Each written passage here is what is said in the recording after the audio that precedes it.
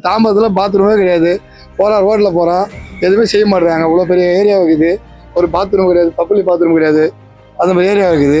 இந்த எந்த எம்எல்ஏ வந்து எதுவும் செய்யலை. அவர் ஆள் யாருன்றது தெரியாது இப்போதைக்கு எங்களுக்கு பார்த்தா. எம்எல்ஏ யாருன்னா என்ன எஸ்ஆர்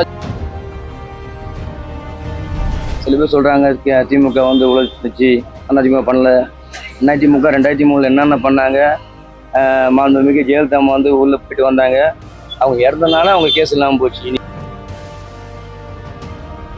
நார்மல் அது 1 2 இருக்கதா செய்யும். இந்த சின்ன பசங்களாம் இருக்கிறாங்க இல்லையா, அவங்க பண்ணுறதா ஒன்று இடகுலமாக பண்ணுவாங்க. இப்போ தாமரை சன்னூர் ரோட்டில் வந்து நைட்டு 1 மணி 2 மணி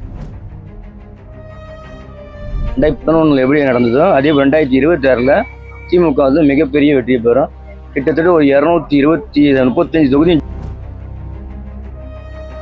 அந்த ஒரு பாத்திரம் 2 பாத்திரம் வச்சுக்கணும். இங்கேருந்து பொம்பளைங்களா நைட்டு 1 மணிக்கு இருந்தாலும் பஸ் ஸ்டாண்டு போங்க, அப்படி இல்லைன்னா இந்த லாஸ்ட் ஒயின் ஷாப் ஆனாண்டா போகணும்.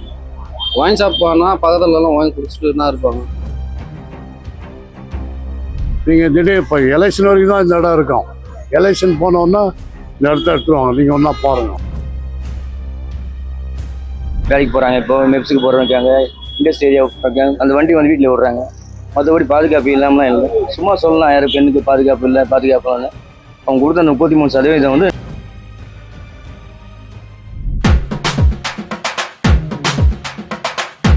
என்னடா இங்க இருந்தா காணா